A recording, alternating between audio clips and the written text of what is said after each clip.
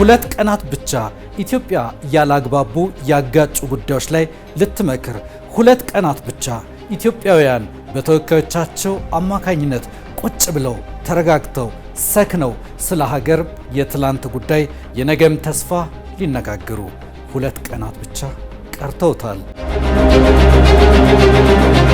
ኢትዮጵያ ከ1960ዎቹ ህዝባዊ የፖለቲካ ንቅናቄና የፓርቲዎች መመስረት ታሪክ ጋር አብረው ከተወለዱ ጠጣር ፖለቲካዊ ጥያቄዎች መካከል በህዝባዊ መግባባትና የሰለጠነ ውይይት ላይ የተመሰረተ ሀገረ መንግስት ግንባታ ጥያቄ ነው።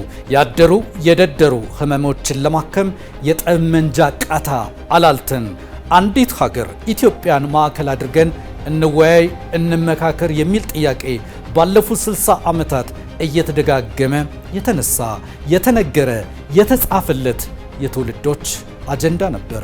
ፕሮፌሰር መስፍን ወልደማርያም አገቱኒ በተሰኘ መጽሐፋቸው መላ ወይስ ዱላ በሚል ርዕስ ስር ያሰፈሩት አንቀጽ ሀገራዊ ምክክርና መግባባት የትውልዶች ገናና ጥያቄ መሆኑን ያሳያል ይላሉ።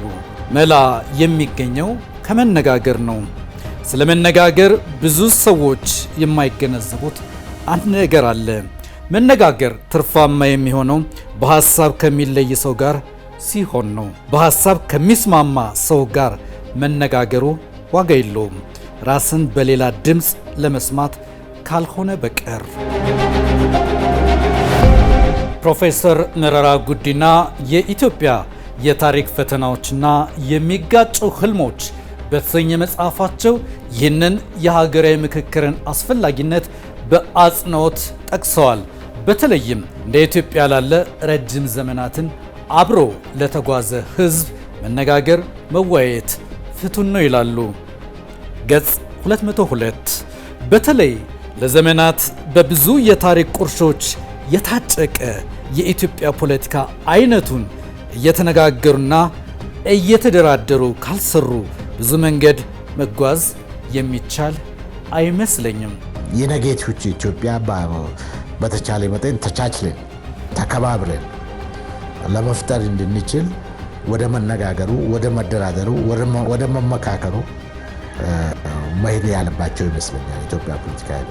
በተመሳሳይ በፖለቲካ የተሳትፏቸው የሚታወቁት አቶ ልደቱ አያሌው መለውጥ በተሰኘ የፖለቲካ አማራጭን በሚመለከት ጽሑፍ የኢትዮጵያ ፖለቲካ ችግር ዘፍጥረቱ የመነጋገር የመወያየትና በጋራ ሀገራዊ አጀንዳዎች ላይ ለመመካከር አለመቻል ነው።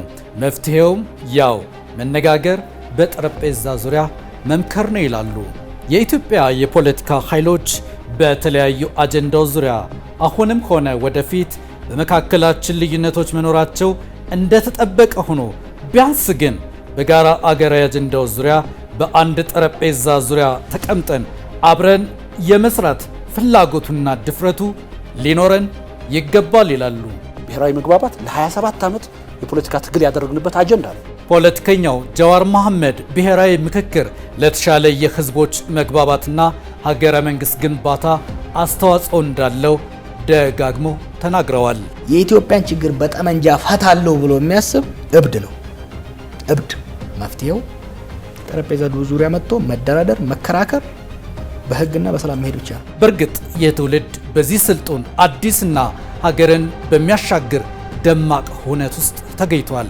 የኢትዮጵያ የፖለቲካ ኃይሎችና ጸሐፍት በተለያዩ አጀንዳዎች ዙሪያ ለሀገር መጻኢ ዕድል መፍትሄ ሲሉ የሰነዘሩትን ሀሳብና አቋም በእነሱ መንገድ ባይሆን እንኳ ተግባራዊ የመሆኑ መንገድ በአዎንታዊ ለመቀበል ቀናው ሀዲድ ውስጥ ስለምን አልተገኙም?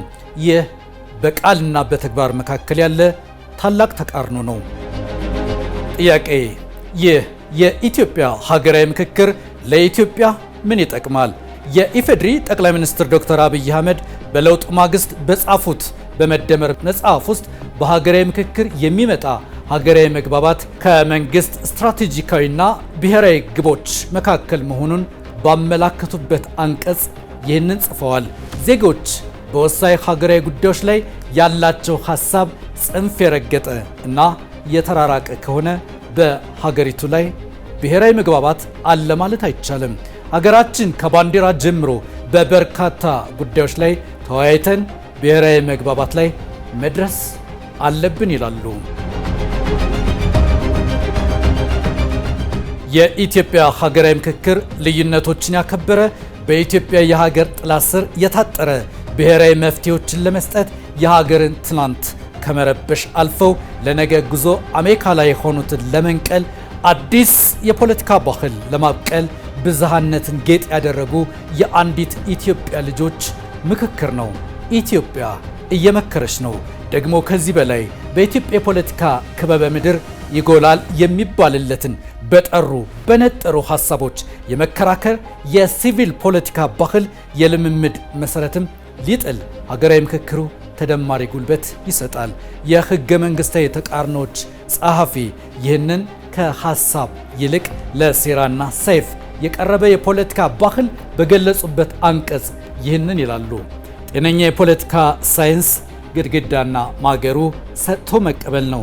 የፖለቲካ ታሪካችን ውይይት ሲጀምር እንኳን ሁሉም የየጎራውን አቋም የሚገልጽበት ትከሻ መለካከያ እንጂ ከተቃዋሚ ጎራ ጋር ከማይስማሙት ጋር ውይይትና ምክክር አያውቅም።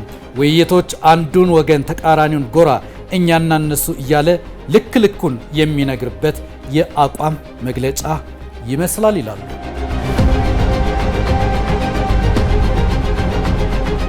ኢትዮጵያ ወደ አዲስ የፖለቲካ፣ የኢኮኖሚ፣ የማህበራዊና ሁሉን አቀፍ ለውጥ መዳረሻ አድማስ እየገሰገሰች ነው። ትጋቱ ሁሉ ለአዲስ የፖለቲካ ባህል፣ ለአዲስ የኢኮኖሚ ልማት፣ ለአዲስ ከባቢያዊ መስተጋብር፣ ለአዲስ የዲፕሎማሲ ስምረት፣ ለአዲስ ማህበራዊ ውል የሚደረግ ሀገሩን ከዝለት ከዝቅታ ቀና ሊያደርግ የተነሳ ባለ ራዕይ ትውልድ ብሔራዊ የድል ዘመቻ ነው። በአዲስ አበባ ሊጀመር 2 ቀናት የቀሩት የሀገራዊ ምክክር የዚህ ትውልድ ለሰላም የመጨከን ደማቅ ተምሳሌት ነው።